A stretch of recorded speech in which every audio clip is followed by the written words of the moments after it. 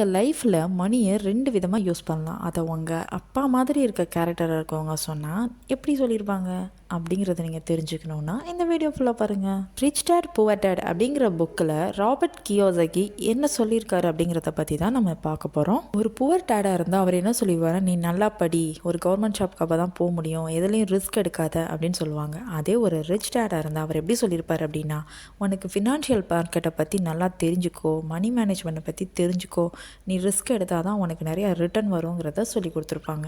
இந்த புக்கில் சில கீ பாயிண்ட்ஸ் சொல்லியிருக்காங்க, அதை பற்றி நம்ம நெக்ஸ்ட் பார்க்கலாமா. ஃபர்ஸ்ட் ஒன் என்னென்னு பார்த்தீங்கன்னா, உங்களுக்கு இருக்க அசட் அண்ட் லைபிலிட்டியை பற்றி தெரிஞ்சுக்கோங்கன்னு சொல்கிறாங்க. நெக்ஸ்ட் என்னென்னு பார்த்தீங்கன்னா, மணிக்காக நீங்கள் உழைக்காதீங்க, மணி உங்களுக்காக உழைக்க வைங்கன்னு சொல்கிறாங்க. அதே மாதிரி ஃபினான்ஷியல் எஜுகேஷனை மஸ்ட்டு தெரிஞ்சுக்கோன்னு சொல்கிறாங்க.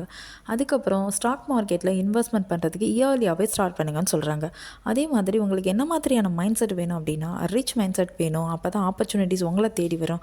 புவர் மைண்ட் செட் இருந்தால் நீங்கள் வந்து ஃபெயிலியரை தான் சந்திப்பீங்கன்னு சொல்கிறாங்க. இந்த புக்கை பற்றி நீங்கள் நல்லா தெரிஞ்சுக்கணுன்னா இந்த புக்கை படித்தா தான் தெரியும். ஸோ சீக்கிரமாகவே போய் படிங்க.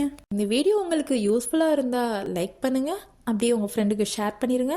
அப்கமிங் வீடியோக்கு எங்களை ஃபாலோ பண்ணிக்கோங்க. ஏதாவது டவுட்னா கமெண்ட் பண்ணுங்கள்.